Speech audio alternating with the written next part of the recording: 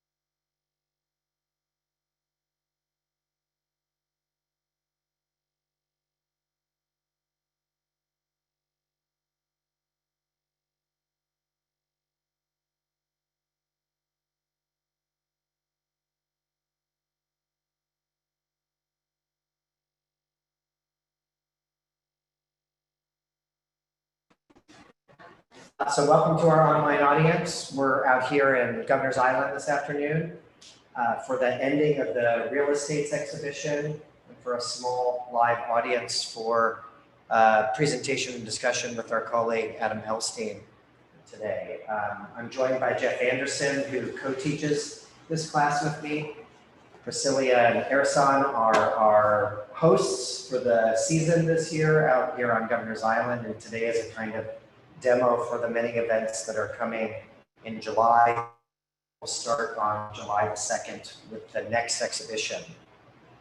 The exhibition in the room is a collection of student projects for the International Southeast Asia program. The gallery that I'm in with Adam has a collection of their photographs looking at principles of interiority in the cities they were in last summer, which was New York, Hong Kong, and I think we have Charleston, Virginia in here. And in the other room adjacent to us are some of the models and speculative propositions that the students did. The book Before It All Goes was a protagonist in the course which focuses a lot on image building. This is a photographer from Singapore who photographed a number of buildings which have since been demolished, some of which are the subjects of our course, which tries to leverage photography and really understand it as a speculative medium, not so much as a documentary medium. Adam is a transdisciplinary architect, photographer, writer, and theorist who teaches with us in undergraduate architecture. and is now expanding his footprint in the school and is involved with us in the Governor's Island project and the archival project. He joins us this afternoon for a presentation of his thoughts on architectural photography and pictorialism, which is a subject we could probably talk more about in the discussion. And we'll be sharing some of his incredible work, which I think some of it's going to be on display, right, for the next exhibition. The last things that I'm going to be showing will be in this very room as part of the upcoming. So you're here today and your work will be here in a month. Great. So with that, I will hand it over to Adam, and afterward we will get a discussion going. If you're online and you have discussion points or questions, please log them in the chat. Priscilla and Ersan will help voice them in the room for us. Of course, for the audience, you can speak at any time after he's done presenting. So Adam. Thank you. Thank you, David. It's really, really nice to be here.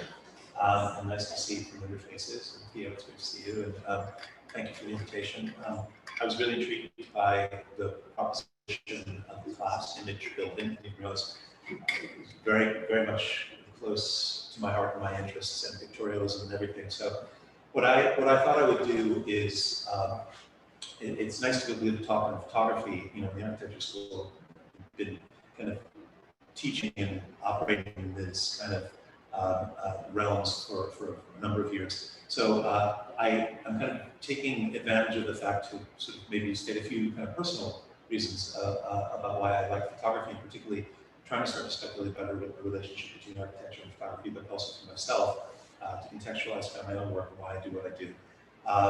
And then the talk is basically broken into two parts. The first is my own very personal and non-comprehensive trajectory through certain photographers, both I would say, let's say properly, architectural photographers, properly speaking, but also fine art photographers that can tease out threads that are important for me in my work and that I think are interesting and potentially engage sort of generative processes in architecture. And then I'll show my own work and then give you a little bit of a trajectory through what I do. So just to start, a couple personal sort of remarks. These are some remarks that I always sort of give to my students at the beginning of class that I've been teaching for more than a decade now in architecture photography and photoreal rendering, because I kind of treat the two as a kind of contiguous field. I really like this quote by Dorothy Lang, which is kind of the reason that I got started doing photography. The camera is an instrument that teaches people to see, how to see without a camera. I always really liked this quote. I guess for me, I wanted somehow to be able to see, not that of course we can all see, but maybe to see in a slightly more rigorous way.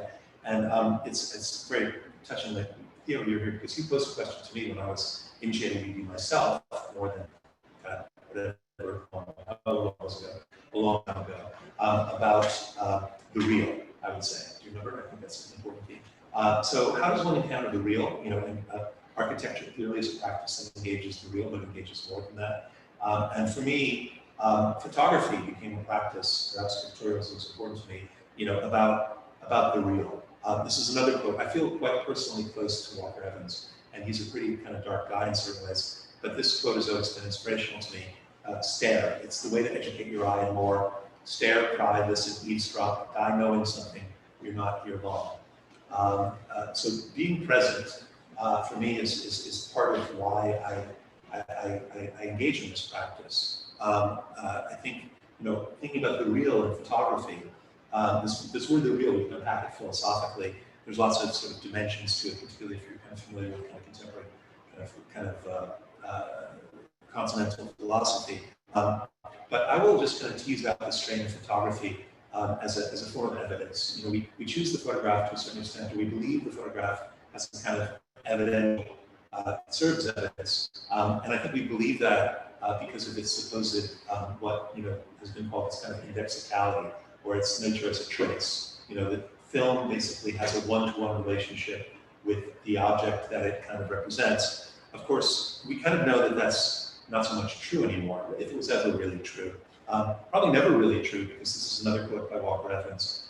You know, do you think it's possible for the camera to lie? And Walker Evans, well, it certainly is. It almost always does. And so if we kind of take away this idea that the photograph is kind of an index of the real, what of the real is left? And for me, my personal conclusion is that what of the real is left for me is my own personal presence. And that is for me personally important as a photographer. The fact that I'm there, the fact that I saw something, that I felt something, that I participated in something perhaps, that I discovered an interest, that I was able, over time to build up a kind of personal archive. So for me, the real is very much about my own sort of real presence, and that is what ultimately distinguishes this practice, and why I continue to do this practice as a photographer, although I have other practices that I engage in.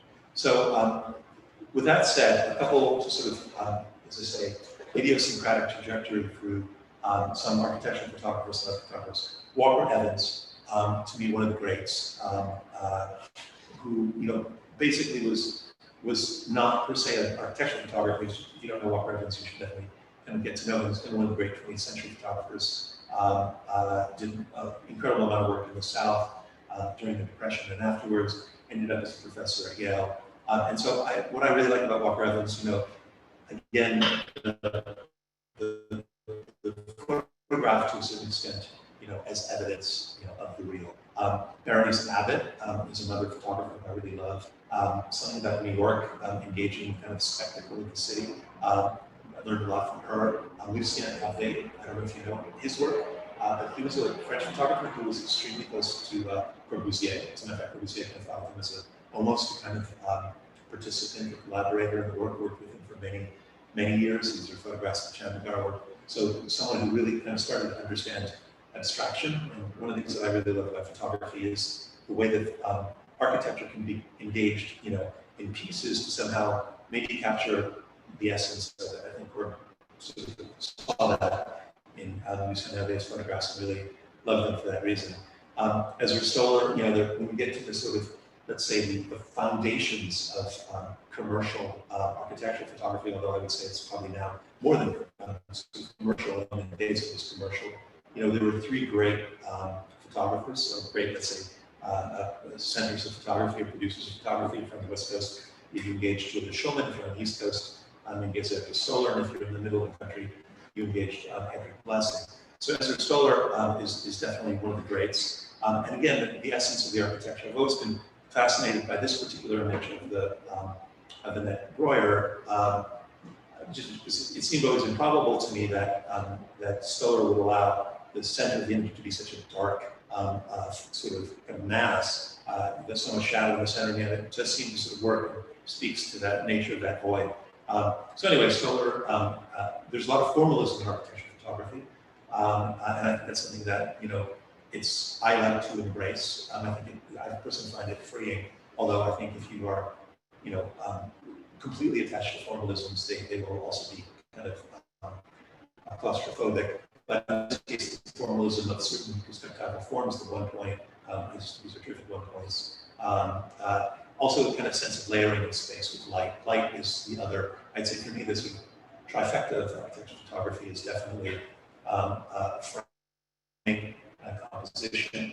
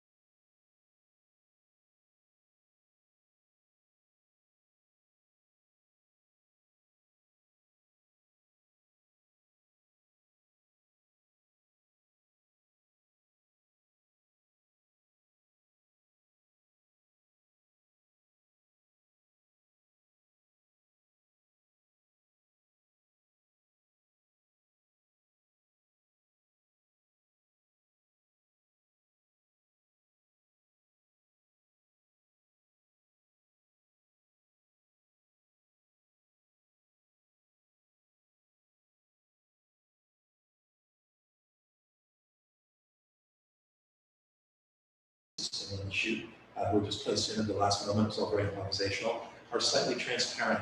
The reason they're transparent is that they're only there for half the exposure. So it's really interesting. You see the original, you realize this whole thing is basically a fiction.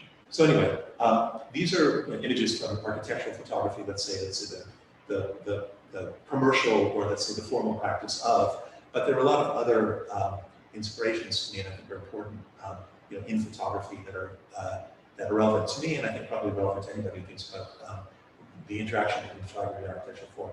Of course, the Beckers, Hilder, the founders of the Dusseldorf School, which is important for me. They really introduced the notion of sort of typologies and were kind of obsessive collectors of form. I like this particular quote that the photo can optically replace its object to a certain degree. This takes on a special meaning if the object cannot be preserved. That was actually kind of resonant to me when I thought about what we're doing this summer at Pratt, commissioned by Dean Harris and led by Theo amongst others in terms of archival, creating a legacy of objects which may not necessarily always be there, but the photograph would serve as kind of proxy for those and a kind of collection. So this work, the notion, again, I think that photography is interesting because it allows us to kind of transcend time and to understand the relationships between things. That's what I take out of the Beckers. That's why when I get some of my personal work, you see that I've tried to do the same thing in certain ways. So the Beckers were extremely formal. They made the same picture of different things. And that to me is kind of a fascinating sort of practice. So these are just very similar to the Beckers. This is kind of interesting to take. You can see this. A contemporary artist from the UK, Idris Khan, kind of riffed on the Beckers by taking their water towers and superimposing this strange kind of one-shot image of the multiple, which I thought was kind of a really kind of an interesting way of commenting on what the Beckers were doing. Okay, so there's the Beckers. In the same school, or let's just say the same lineage, there are a lot of photographers. I particularly admire the work of Canada Hofer, who shoots a lot of interiors, also shoots very, very, very large format images. So this is work that she's done. And again, she engages kind of the formality under one point an awful lot.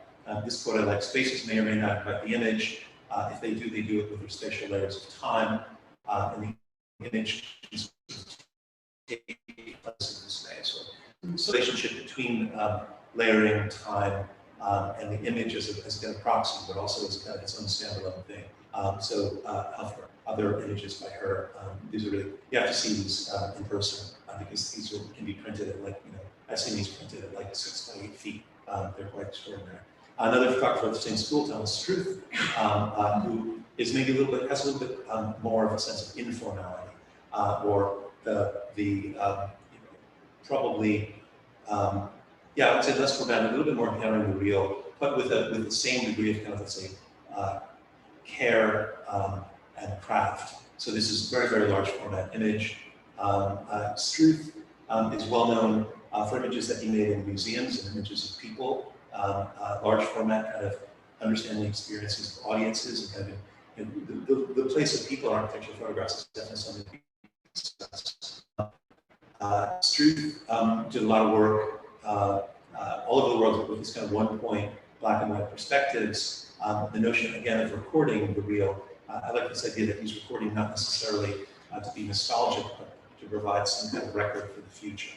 I also really like Struth's notion that the lens, particularly when you're shooting, with high resolution sort of equipment, the lens can see far more than the eye, and so it sort of reveals complexity and detail that we really can't necessarily see when we're engaging in the space and the place, and that to me is part of the kind of the charm of the architecture. This kind of reminds me somewhat of the photographer that is inspiration for this class. So again, the way to do this work is to have a high degree sort of craft. Also, Struth, something that I like about Struth is, goes to the Beckers as well. Probably something like Boucher. I'm interested in photographs that have no personal signature, no personal. The fact that the photograph itself is kind of a document that speaks without necessarily a personal signature of photographer. And finally, Struth, I kind of quote or visually quote, had said, he also talks a lot about the idea that the image is something that's constructed. So when I'm taking a photograph, I'm conscious that I'm constructing images rather than taking snapshots. And so the idea that the image itself is built up over time is something that is very present in Struth, and that's something I really appreciate about his work. Other people in the same school, very important, Gursky. I guess this particular kind of prequel is heavily weighted towards the Düsseldorf school. I'm never interested in the individual, but the human species and his environment. So sort of the photograph as the very large scale vision. Gursky's kind of famous for that. Gursky engages, I think, ideas of the sublime of what's really this photograph.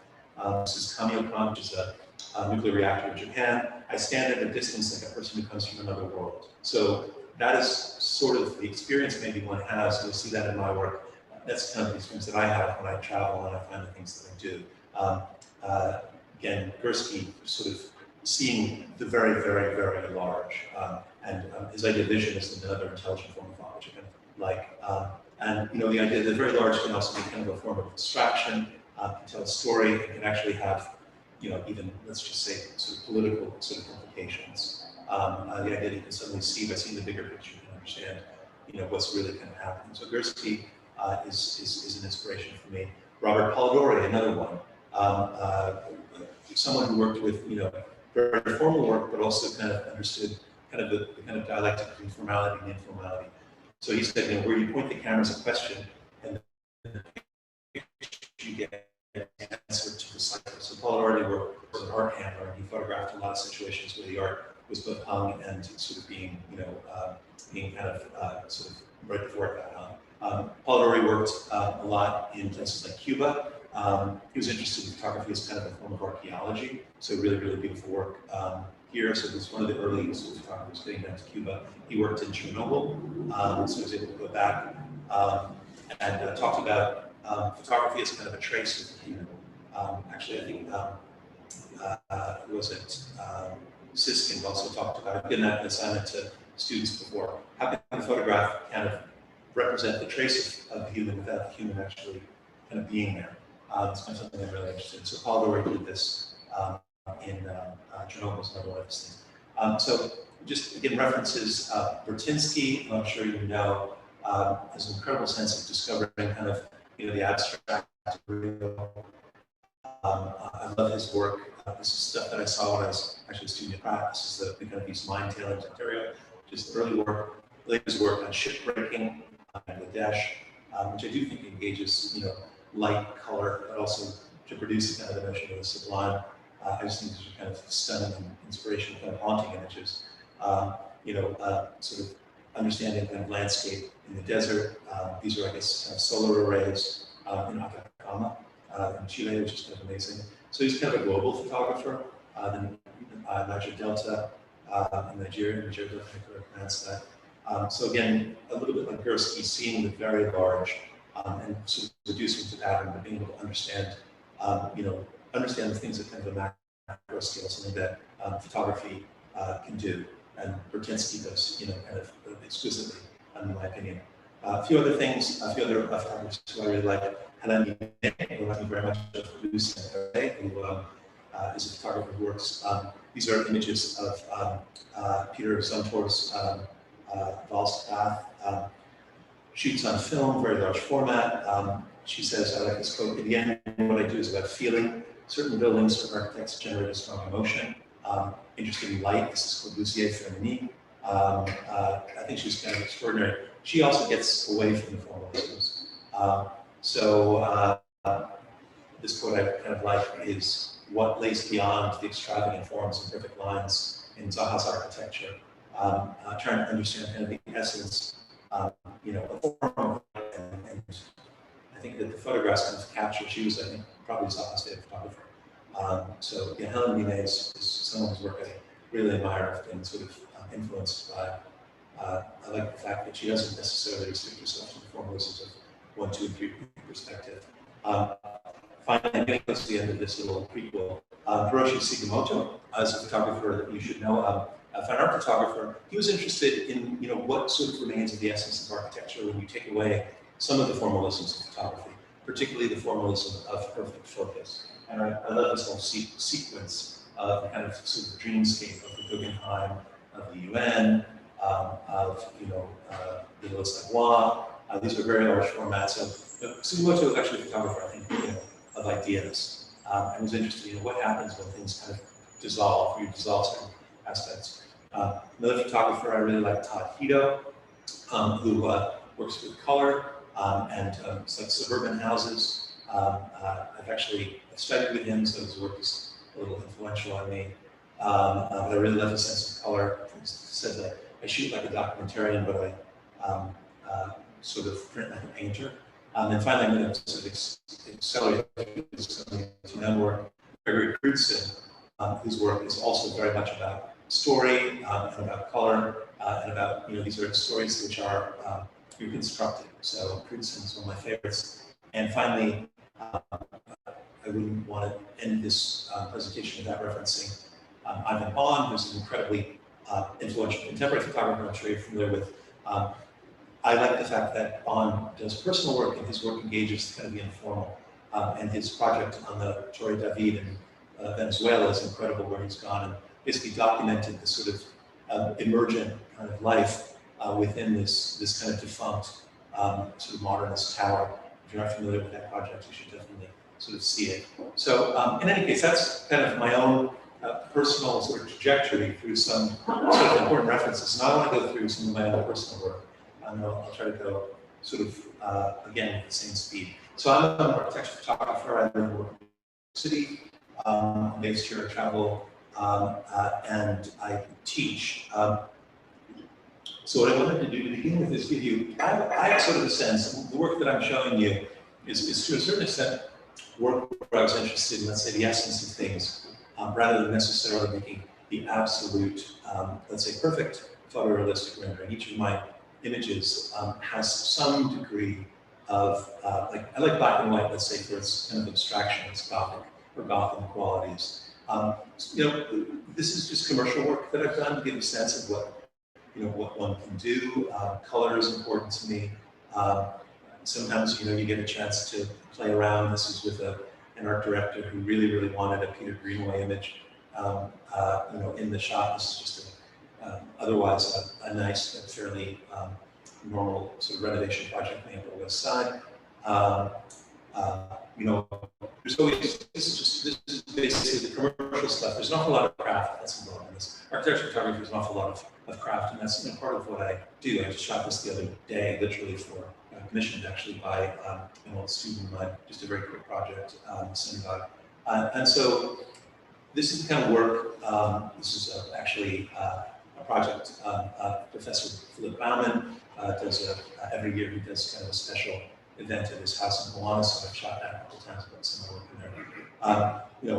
Other commercial stuff I do sometimes. These are images that have been commissioned by someone or another. You can see kind of, I like the Gotham City aspect. Berenice Abbott and whatnot comes back, some of my own work.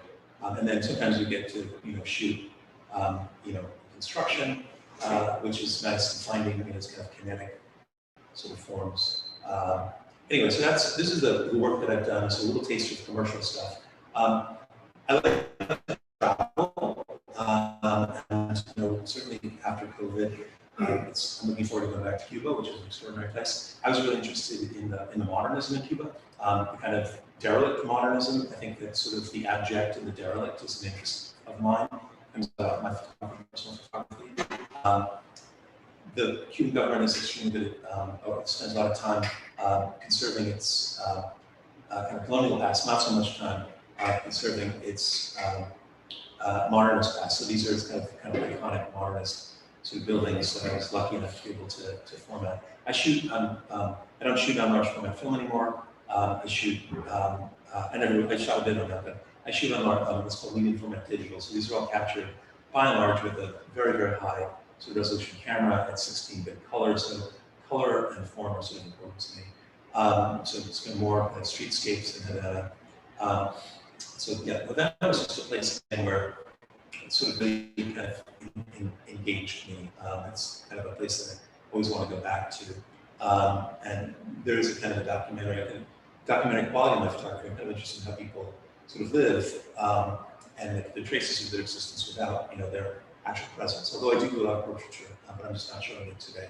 So anyway, this is Cuba, and going to Cuba, sort of cemented my interest in the sort of the derelict, the abject, or whatever.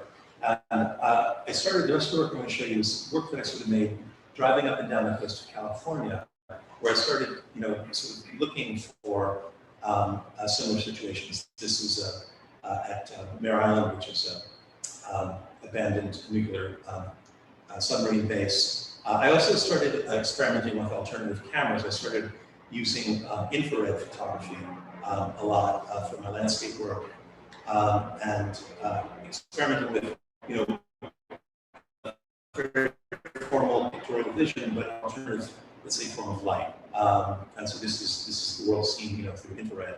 And then I started working on certain, projects. Actually, I kind of lied. It takes you way over from California. The project I want to show you, that's kind of an important project for me, that I started in 2012, I think, is documentation of the sort of abandoned complex or city of grain silos in Buffalo, New York. The reason this is important in the history of architecture is that these particular grain silos, I didn't particularly know this when I first got started, these particular grain silos were photographed by Eric Mendelsohn and made their way to Corbusier and Gropius. And Reiner Banham, in his really wonderful book, Concrete Atlantis, argues that these images were the sort of the seed forms of architectural modernism, particularly brutalism. And so I encountered this, also grew up in upstate New York.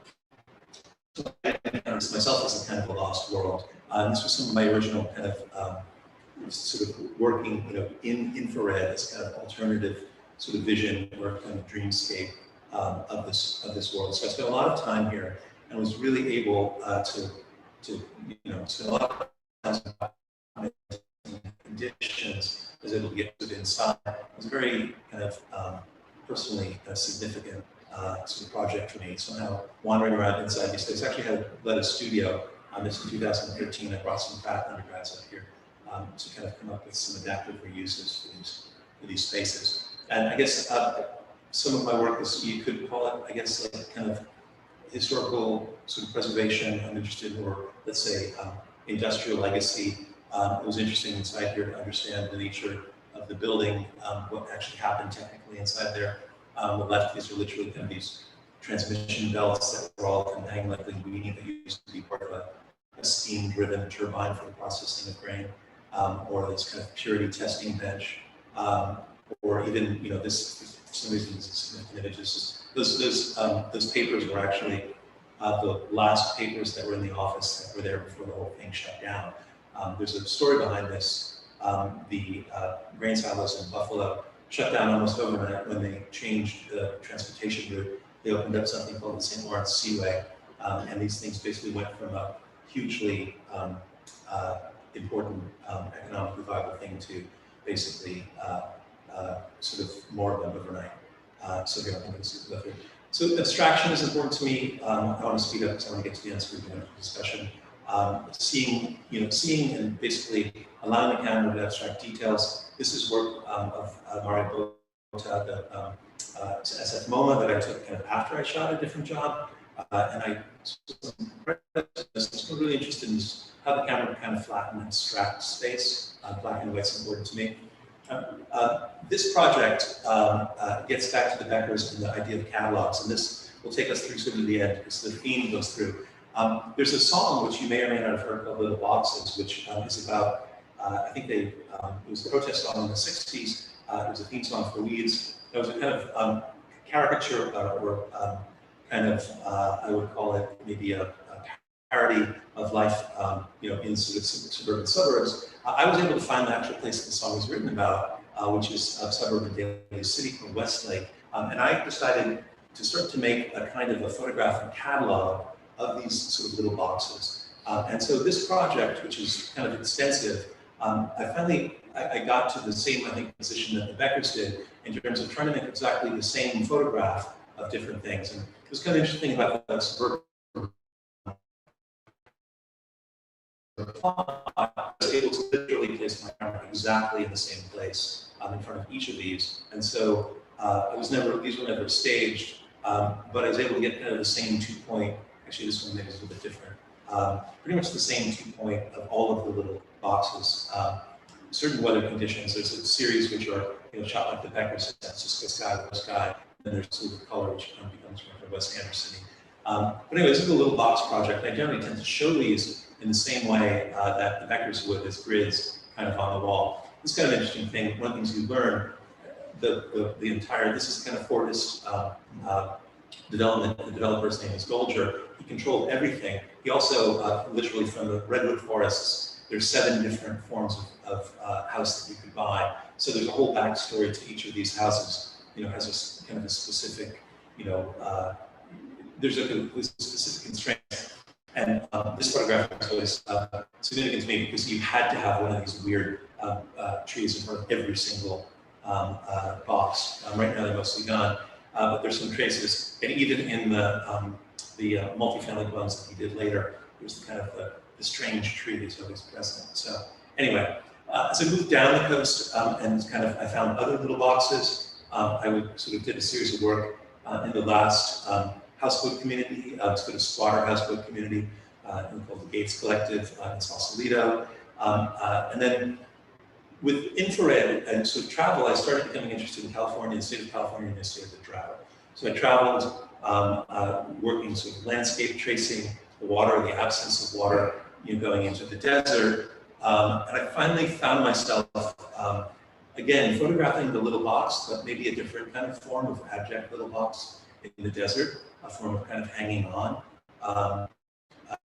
which sort of started to sort of move me and became a sort of a theme of my work. Eventually, I discovered a place called the Salton Sea, which is the place where the work that I'm going to be showing here is going to be shown.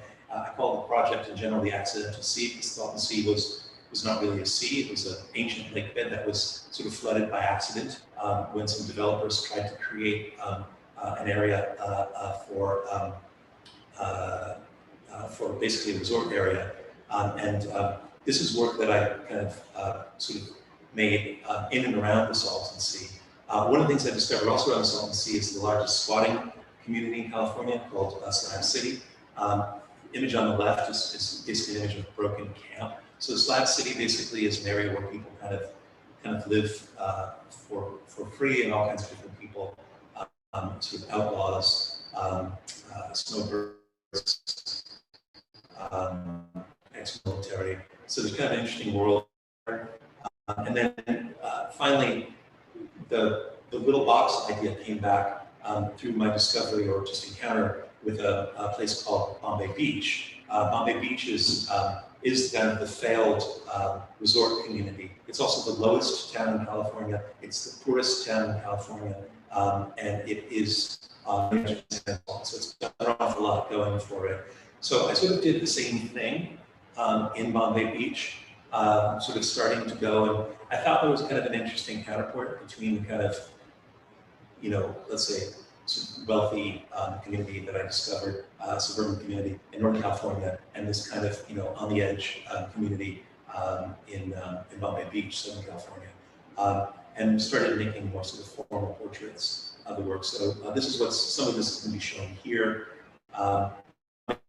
This is where people do Renaissance, but it also has a kind of an interesting kind of abject quality that, for me, sort of I found sort of moving. So that's what kind of coming back here. Eventually, I discovered that the night is kind of a really compelling time to photograph, and started making sort of these images, which we'll be showing here. These are very large format. It's kind of images of, these are occupied houses, they're not abandoned. This is just kind of, let's say, the real, or how people live now, literally, in sort of Bombay Beach, and how I guess I sort of perceived it. So yeah, and finally the last image, as I say, there's a bit of a hipster renaissance in Bombay Beach. People are coming down from LA and buying some of these little boxes. And so, ironically, this, if you can read it there, is the Bombay Beach Opera House. So one of the little boxes now has become this kind of new little sort of hipster enclave. So anyway, that's my talk.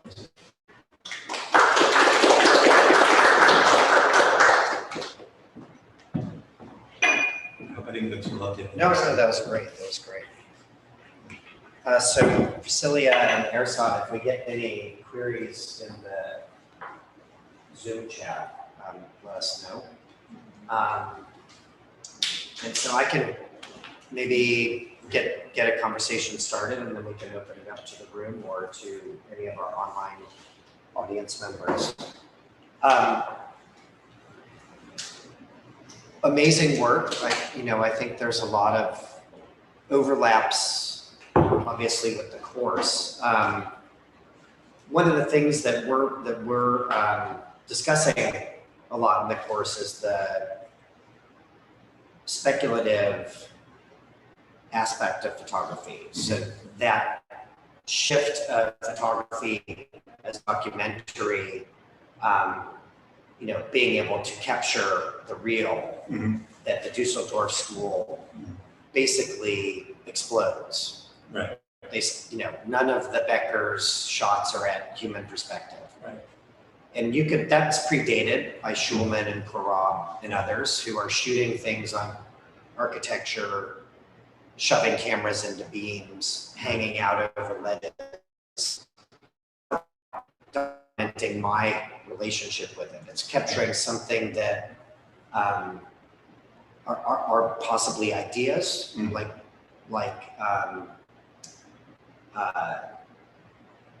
Shigemoto or other photographers might work with, but it's not suggesting that I'm documenting what's there. So there's clearly an intent on the photographer to explore something that maybe they can't, kind of machine vision can see better than we can see it. And so, camera angle, you see it a bit in this room, these upward looking photographs, we don't lie on the ground and look at urban space in this manner. And so I'm looking at the work that you showed, the infrared, and this Accidental Sea series, which I'm excited to see here in the gallery. I mean, there seems to be a very, and we've talked a lot about this in the class, a very calibrated idea about what I call color itinerary. So if you look at Todd Hito's work, the colors, it's, you could say it's a motive, but it's also in a particular place at a particular ratio for to draw out a particular mood. Or Crutzen. And I work 50% blue and 50% black. But I was really appreciating that it's rarely polychromic. Like it's very controlled. Polychrome, that's usually like duo, maybe trio. And the itinerary is extremely specific in your shots. Like this series in particular brings it out. It's like I feel this Salton Sea, which is, for anybody who's been there, it's salty and white and dry and crusty. And then you see like these, anyways, that gives us a different perception. And maybe we wouldn't see if we were there. And I just wondered your thoughts about color, lensing, camera angle, those types of ideas, and how, like, what are you drawing out here? And this kind of a shot, is it I mean, this is almost like, I could almost imagine this at a Pantone. It's like almost graphic design. No, it is. I mean, it's funny, this one, there's almost zero perspective. This one in particular I took because it just kind of pleased me. I mean, sometimes I guess they all please me, but this one in particular, I was like, oh, I want a really big blue house. That's what it said. Was the blue on it? Or well, the blue, no. So the blue was on it. This is and this is kind of strange cyan, interior color. But there was literally a wash of blue from the light. And otherwise, the building is pretty mundane. It doesn't really have. How did you get this out? But I think you're right that I say that I mean, it's real, but everything that I do is completely as you say, scripted or carefully, I'm only interested in certain aspects of it. And I am very interested in, certain kinds of color. And the little boxes, I think also each of those has a kind of a certain kind of color feeling that I really like. It's not a big range. It's usually not a big range. It's not like they're like pinks and blues. I mean, it's a very, and I don't know how much of that is you pushing the shot, but it's a lot of it is honestly or finding the site, or it's what's there, and it's kind of what the light is. Yeah. I mean, there's actually a lot of color in the night shots, believe it or not. Those were like super saturated in some way. That was the thing that kind of struck me. Also, the way that like the light, the artificial illumination hit the trees and they were moving and big. But I agree. I mean, so something you said about, like, it's true that Düsseldorf School did kind of explode the idea of the real, because the Beckers, no human perspective, Gursky, everything is manipulated and stitched. Hoffer, for any of you who've seen her work, it's hung in a very particular way that has this, I call it like an Alice in Wonderland Carolian feeling, like you can almost like walk into like the Lion, the Witch, and the Wardrobe. You can like step into it because they're scaled exactly.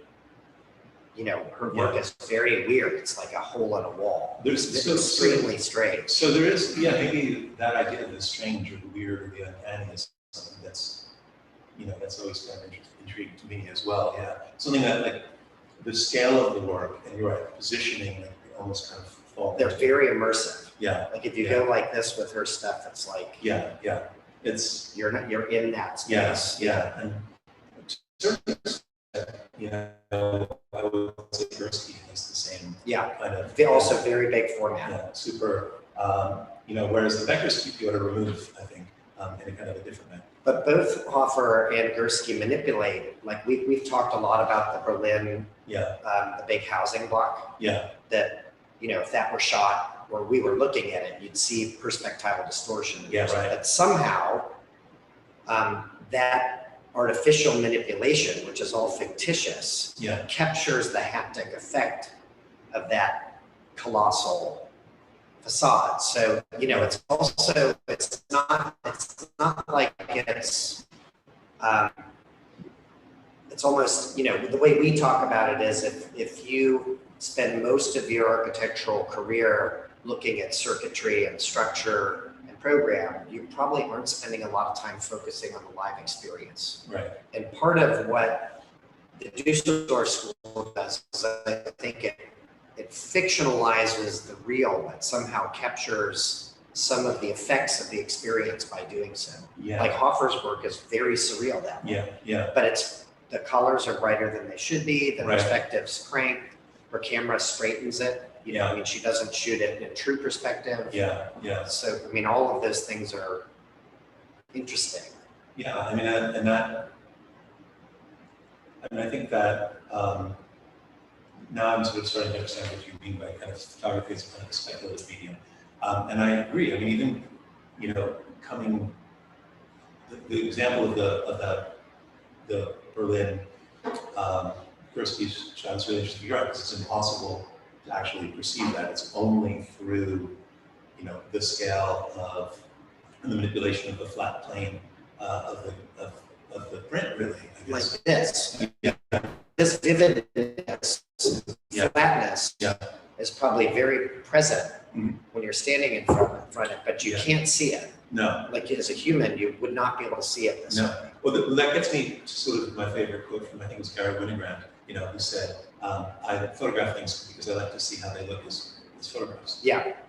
So, and then you can do that, and I think I understand that. It's kind of interesting. Like there's this magic that happens when you go to a place, and then, you can certainly see the kind of abstraction. I mean, for me, it's probably somebody strange as an architect.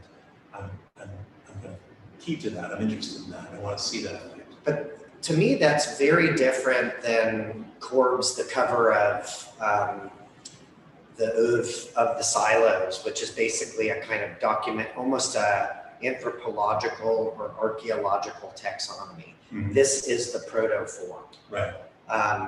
That drives my work. It's not looking at the experiential effect of that. Yeah. We might be able to speculate on that, Yeah. And it's not Wolfgang Tillmans either, Yeah. Which are two very different ends of the spectrum. One is I'm going to extract it from its context and use it as a kind of philosophical ideal typology. And that's what I'm capturing in the photographs. It's that typology, which is driving my formal work or compositional ideas. Tillmans is, I think, on the other end of the spectrum, which is an argument that this is all experience. This is the real experience. Right. Here's Disney Concert Hall through my car window. Right. Shot on a handheld, no fancy large format lensing or, this is it. Yeah. This is what Gary's work really looks like. Right. If you're in a car in LA, right? Like that's the kind of yeah narrative. And I love that work, but with AR and AI and other types of vision, it seems like it's important to have conversations about certain qualities and what we're looking for and using to speculate on buildings. Not so much inspirational taxonomies, right, nor the documentation of the real, through the car window, here's what it looks like on a rainy day. I don't know, do you agree with that? Well, what your thought sparked to me was I was just thinking about Ivan Bond and how Ivan Bond kind of hits like right in the middle. He does, between those two, right? It's weird, actually. And it's so. And Tour David, which you showed, is a great exposition on that.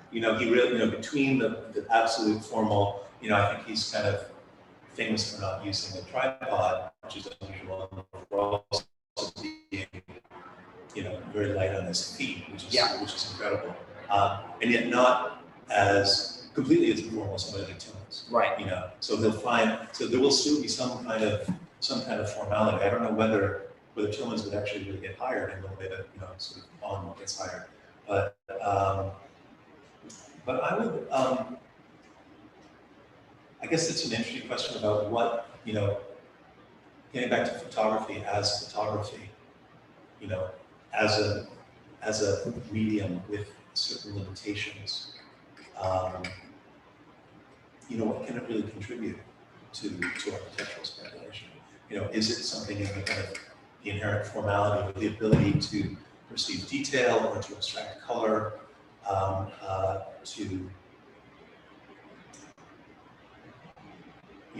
I think in certain ways,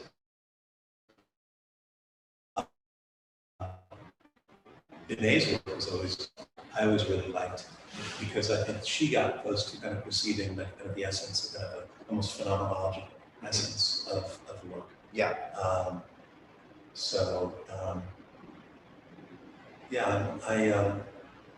not sure I have a better answer.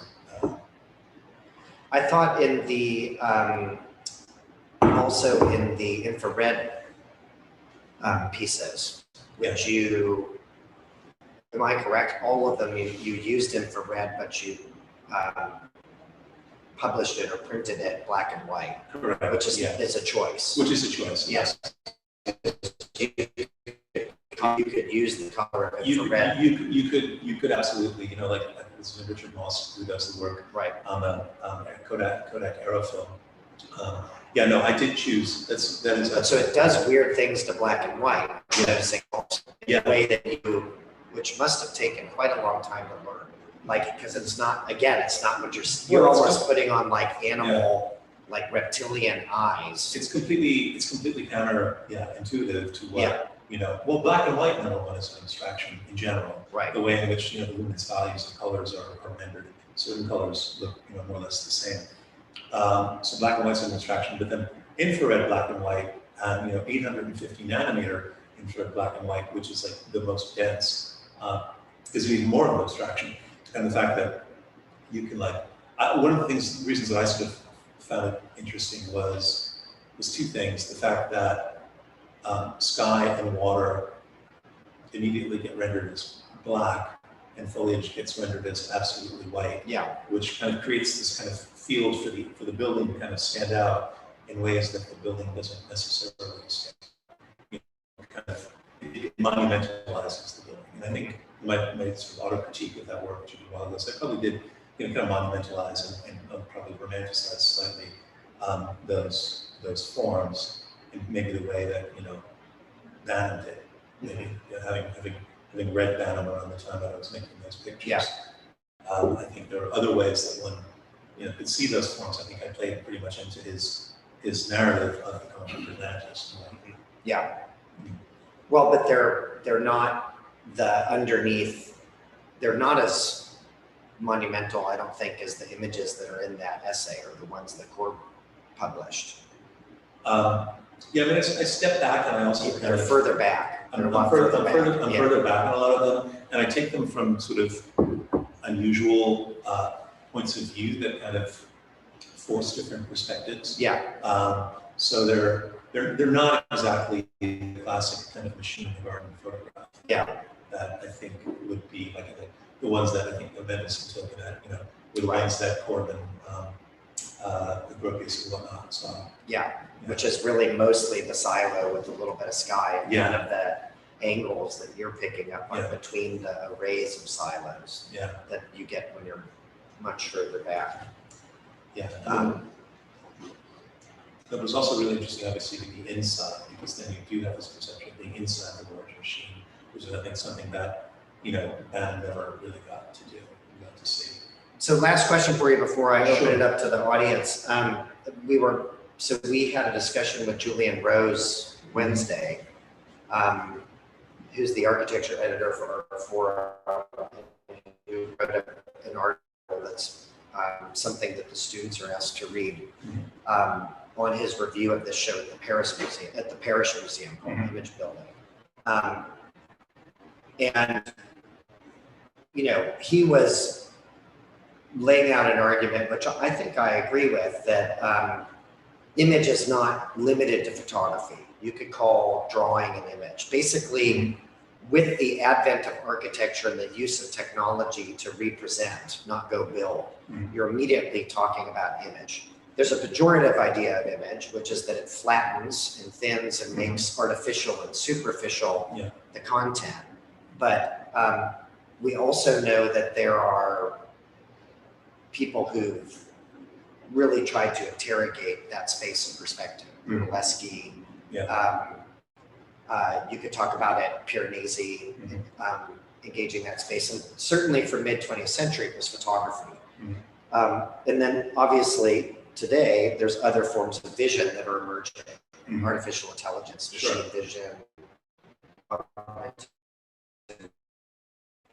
And that throws into question and jeopardy the permanence of photography, its potential obsolescence. Even using infrared filters is a non-human, later 20th century, early military tactic that is starting to be used to allow humans to see things that they wouldn't see. It is almost like you're augmenting the machine using that film in a way. So I wonder, as a photographer, as somebody who's spent so much time on photography, do you think it's productive to expand the idea of image and talk about that and the speculative potential of it and detach it a little bit from the specificity of photography? Not to say photography isn't important historically, but that's one of many mediums that situate within a broader discourse of image building.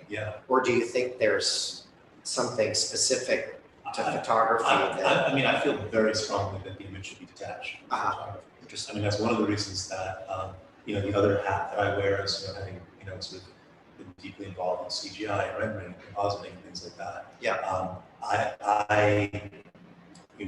I don't necessarily, I have a sort of, to be honest about it, kind of romantic attachment to being there. I like being there. I like what I can make by being there, and it gives me a license to look to a certain extent, and I take pleasure out of that. But I also feel that, the image itself doesn't necessarily have to be limited, and I don't think that that's degraded, and I don't think a composite is degraded image. I feel it's a projective form of visual thinking. That I think,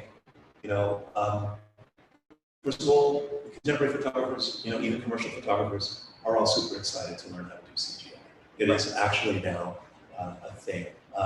So, I think that I'm just, for some reason, it made me think of my favorite director, who wouldn't agree with this, Vim Wenders who hated even digital photography. Yeah. Because Tokyo God is like a whole thesis. Because it's been continuing that for his entire career about how terrible digital is. And even a movie that was never released in the United States called Palermo Shooting has Dennis Hopper playing the devil, talking about how evil digital photography is. And so, vendors couldn't, accept this, but I actually think that images, by definition, are constructed. Even going back to the Gursky, they are. Why not just sort of embrace that and understand that the broader sort of impulse, to embrace the real is about, understanding how maybe technology can reveal things that we can't see, how tools can reveal things that we, printing in different ways from media. So I don't, I'm not like kind of a sort of strict classical photographer. It's interesting, Hapsara, which is maybe my final comment. I'm wondering when this is going to change. This might be a benchmark, but I don't know if you've heard of Hapsara, the Historical American Building Survey, Historical American Engineering Survey. Basically, I don't know if they're paying for it anymore, but they used to pay for photo documentations of significant buildings. And Hapsara, I think to this day, still requires, basically 4x5 film. Digital is not considered, to be acceptable because it's only the trace document that's the real deal. Whereas I think at some point when that goes, we'll finally understand that, it's no longer has to be, this kind of indexicality is no longer a part of photography. Yeah, I mean, in this course, we use Corab to suggest that in that late 20th century moment, instead of the camera coming after the building, it could potentially instigate the building. Sure. That, like I was sharing with Julian, I've always imagined a conversation between Corab and Saarinen, where Saarinen was like, that's what I was trying to design. Yeah. But nobody can ever see that, and that probably drove some of Saarinen's work. And so one of the questions we're asking the students here is, can you imagine the image being in the building in real time, as opposed to it being something before or after? Could you imagine, which is closer to a fresco? Can image in building, is the space of AR and AI potentially space that could collapse the temporal striations that we know through the mechanics of the 20th century? Sure. So, or could that unleash other ways of thinking about architecture? Monday, Jeff is going to give a talk on a book that he co-authored with Alejandro Zarapolo on the ecology of envelopes. And we're calling that talk From Image Maps to Envelopes, which is an idea that tries to conflate image building with building. Yeah. I'm curious if you've thought about that. Well, I know I thought about it a lot, particularly in the context of trying to understand the potential value of photoreal rendering. Like, what are you really doing here? It's kind of on one level, yeah, sure, you're producing slick images for marketing, which is fine, but on the other hand, could that be generative in any way? And looking at, I think we're at an interesting moment in terms of being able to understand like the play of light, like on the level of the image, not necessarily on the level of the analytical, whatever software you use to do that, but on the level, not on the quantitative, on a more phenomenological level. In which case, the photograph becomes very operative, I think, because, and that's the argument for sort of realistic lighting, maybe a program that can do that, or even now the ability to start to synthesize digitally highly real materials by sampling the world and then kind of remixing them, through Adobe, sort of like what's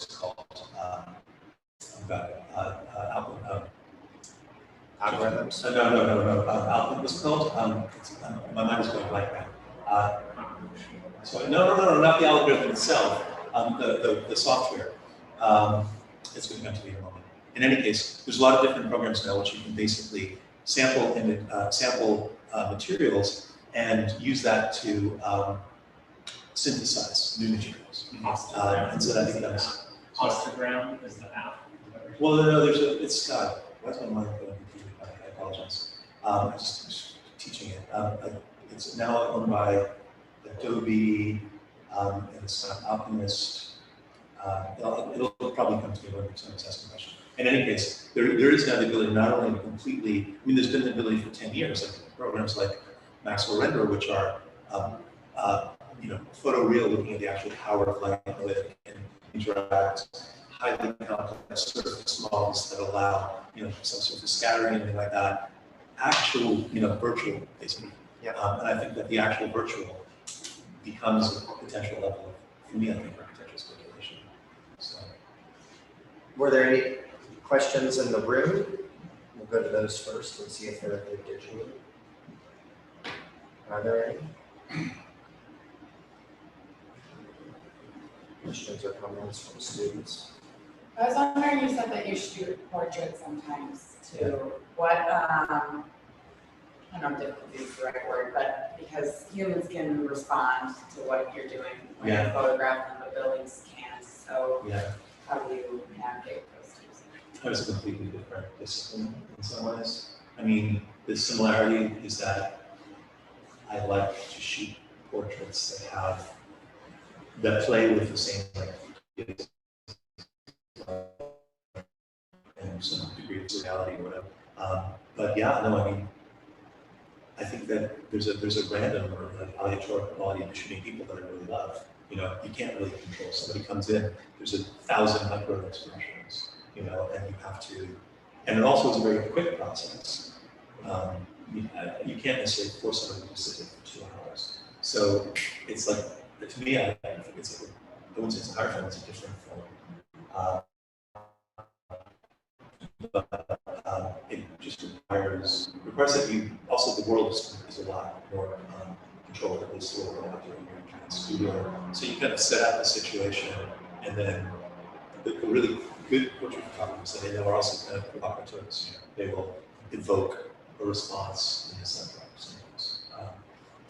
Who was it? I think it was Richard Avedon who was shooting some British royalty. He said, I'm terribly sorry we're late, but we ran over a dog in the road on the way here. He got the expression. So, you can't do that with a building, obviously. So there's a degree of interaction. You break the third, I guess in theory, they talk about the third wall. You kind of break the third wall when you're in portraits, whereas with architecture, it's kind of, it's impossible to break.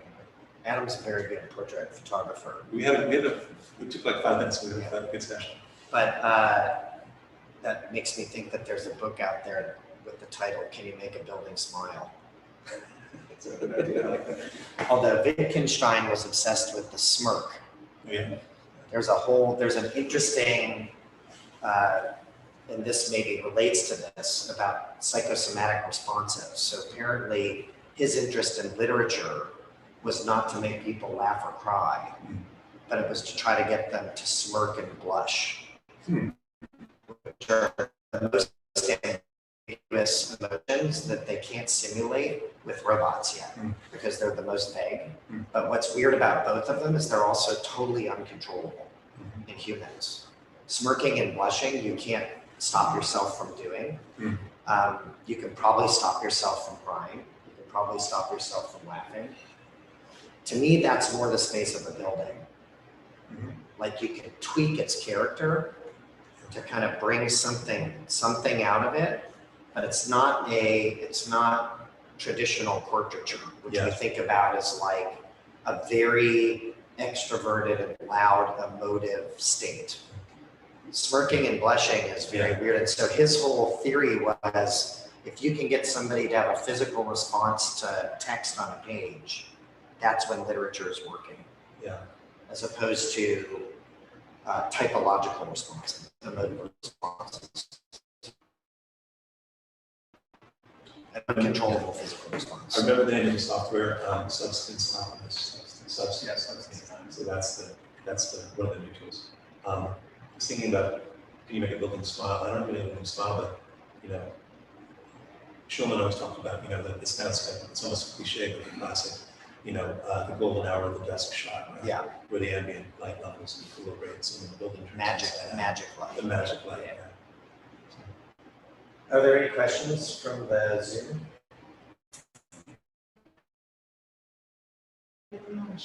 Everyone? Were you able to shoot anything in the past year of the situation in your pandemic? If you did, were there any takeaways that bring it to you? I mean, yeah, I have a kind of sort of diary photographs that I made. I didn't make a lot of formal sort of shoots. I mean, I still living in the time. I really have read insights. It's nice to have a camera to get out and connect to something. I don't know, I didn't, in a way, it's like I had a lot of things happen to me in the year, so I didn't really dive deeply into it. It makes me think, Andrew, one of the pedagogical ideas of the course, and I appreciate your aptitude disciplinarily this way, is that and this is a history theory elective, and the basic pedagogical position is when you travel, you should always be doing research. Right. All of you have iPhones. Right. You used to carry around sketchbooks. Yeah. What's the primary medium to do research? Probably your phone. Sure. So stop shooting Instagram photos and start trying to think about how you can theorize through the use of your phone. So there are images, for example, of Havana when we went there in 2017, 2018, that are of some of the same buildings. I'll share them with you, that are students trying to, like these photographs, trying to capture interiority. Yeah. But whether students abandon an interest in interiority or it migrates to something else, the idea that there's a theoretical apparatus and a research trajectory that you're looking for whenever you travel. I mean, Iwan, who I've met several times, I've always found very rigorous about this. And I think it's why he's so fast on his feet, because he has pretty clear ideas about what he's looking for. Yeah. And he's really good at going somewhere and kind of doing a cold read and figuring out, well, okay, I'm going to try to get this feeling out of that. But that's very different than capturing the building. Yeah.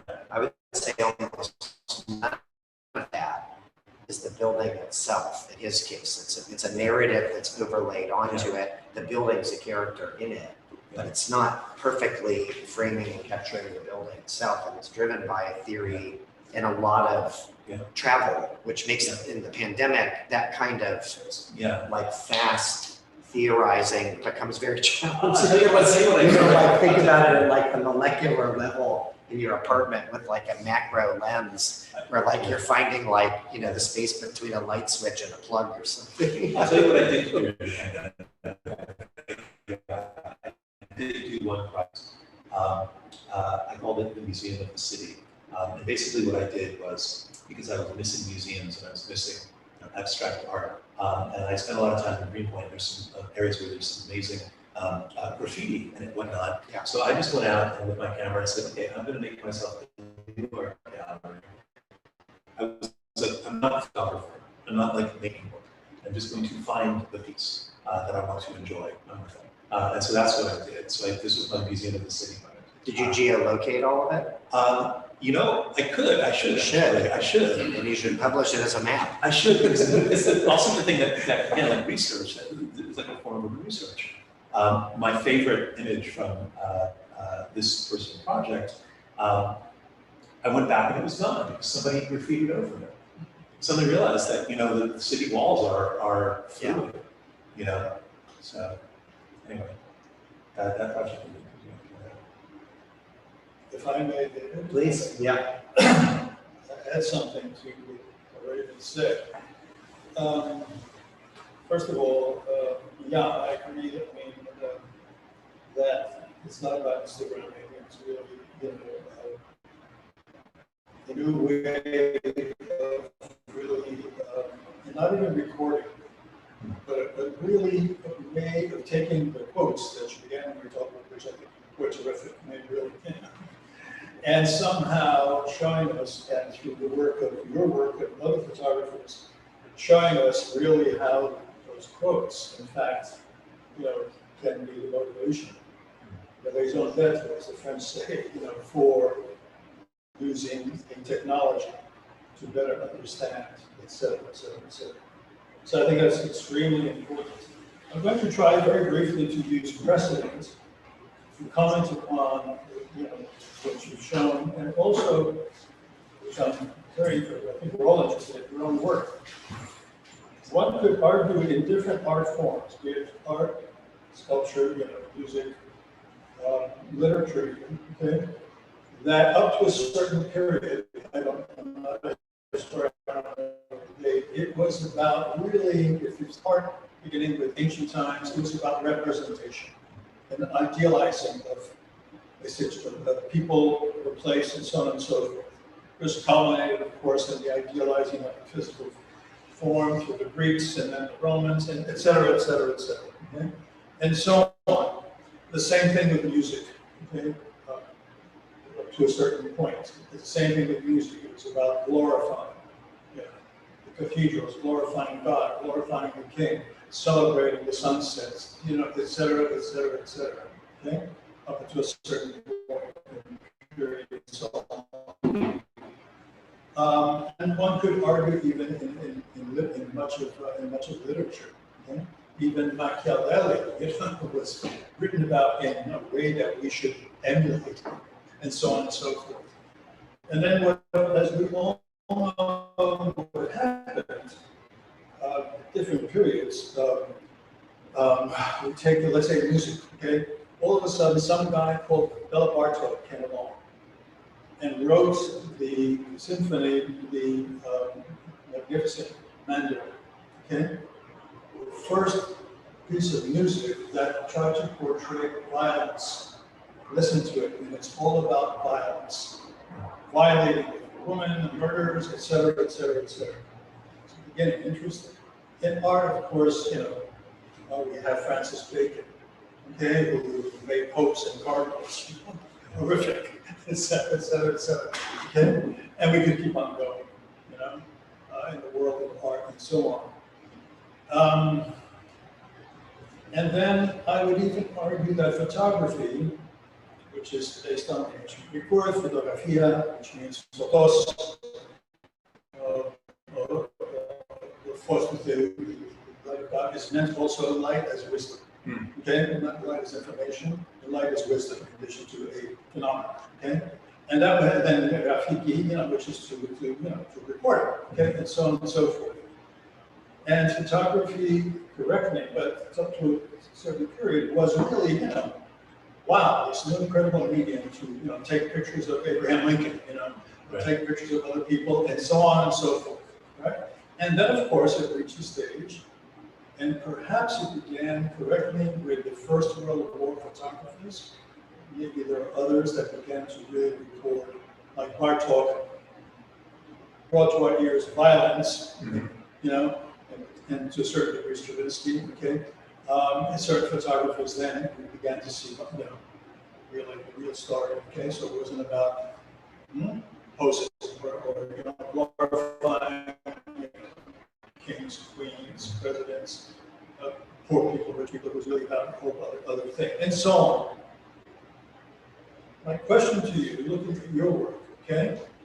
The impression I get, and I would like you to challenge me or disagree, okay, is that, to your credit, okay, that you are really, you first of all admitted that photography to a certain degree is about, maybe deception is too strong of a word, but it's really about somehow showing us something the way we think we would like to see it, or the way which we cannot see it, for whatever reasons. And then somehow, or fulfilling your own, fulfilling your own desire, use the word desire, fulfilling your own kind of sort of way of us wanting to see the world the way you see it, et cetera, et cetera, et cetera. So one could argue that the way your work has evolved in a very, very interesting way, okay? And also the work of some other photographers, contemporary photographers that you've shown us, is that the medium is really being used, that which maybe we don't want to see, if it was the real thing, okay? But is really allowing us to see, in quotes, the way we would like to see it. Yeah. Sure. Would you say that that is a direction that your work is taking? That's a pretty deep question.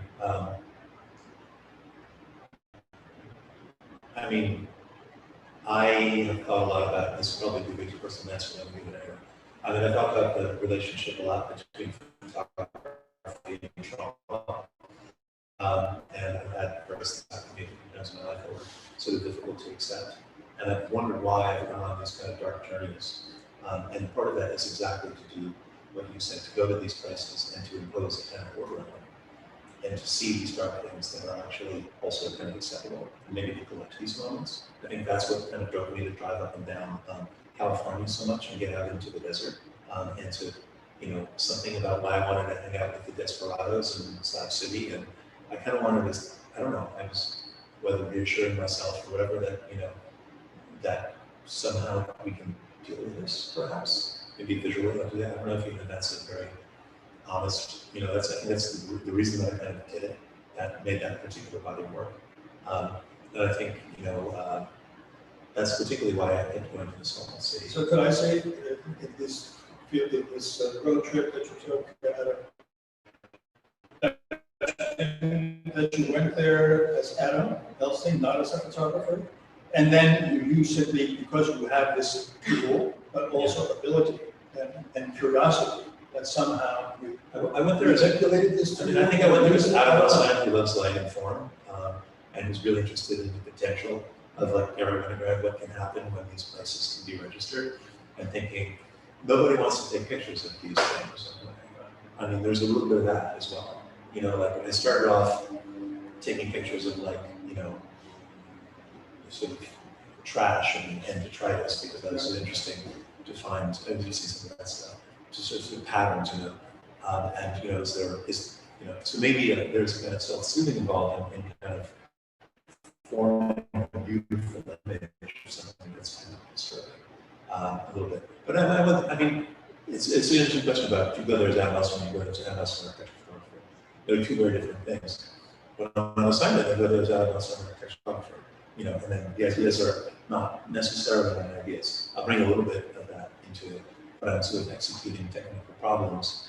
When I go out by myself, I'm going out by myself. And then, so I've been on this interesting, it's probably somewhere in the middle. I was just going to say, I think that line of inquiry could reinforce a binary assumption that you're either a photographer who's involved with critical commentary, which is not projective. It's not really the space of architecture, it is the space of art. We have to deal with economies and clients and huge labor forces to make the things that we make. So we're not really in the privileged position to comment. We can be critical to help our practice, but unlike a photographer, we can't use photography or what a photographer did to critique the military war machine, which is almost exclusively commentary based. And then there is, the other side of that, which says it's personal. I'm either going in as a kind of critical entity, or this is a subjective experience. And what's interesting about, and I would see those as potentially binary positions. One's totally personalized, so it can't be communicated to others. One's able to be totally popularized and could galvanize mass movements against state systems. It's almost propagandish.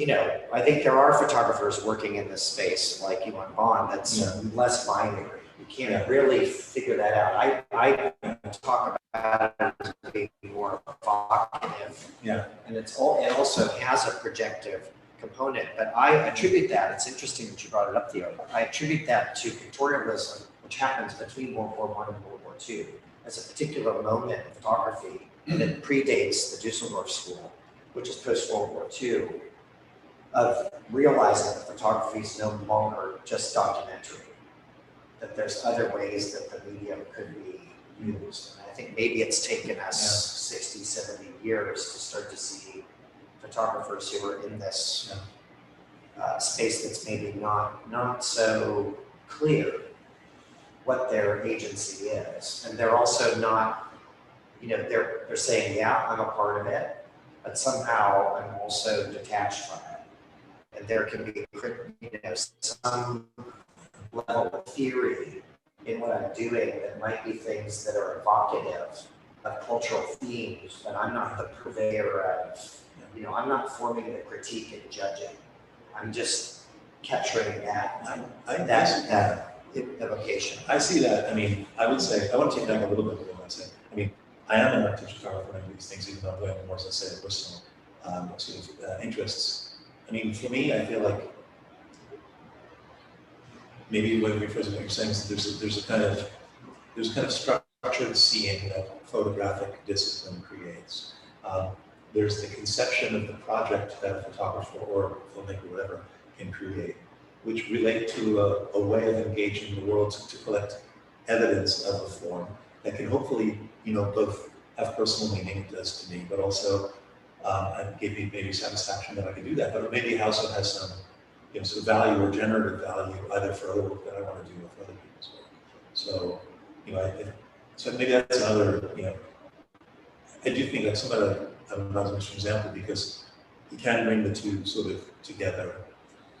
Like the monumental triumphant hero shots that we saw in the mid-20th century of architecture are very different than the shots that Adam and Elon Bond are working on. They're much more melancholic. You could say there's a potentially some sense of loss or sadness about them. Whether that's driven by their personal life experience, I'm sure parts of it are. They may be conscious of that or not. But that's a very different way to position architecture. And it's more evocative. And I would say photographers like Gregory Crutzen, and Todd Heather and others have kind of contributed to that thinking and that way of reading or speculating on architecture. It's kind of comes back to what Sophie was asking. I mean, it gives it some character without it being a blatant critique. So there's a mood, there's an evocation, which is not positivist celebration, uncritical. This is it. This is the future. Which is, there's something that's questioning the environment and recognizing that, there's things that are troubling about it, as beautiful as they are troubling, possibly. We're also being able to understand dimensions that are beautiful, and I don't know if it was melancholy, but maybe a little melancholy, weathering, the passage of time, aspects of architecture that are, I think, inherent to architecture, but don't necessarily get, require time, require maybe somebody to come back, It's coming back part is also interesting. They're kind of mysterious. Yeah. Can I ask one last question?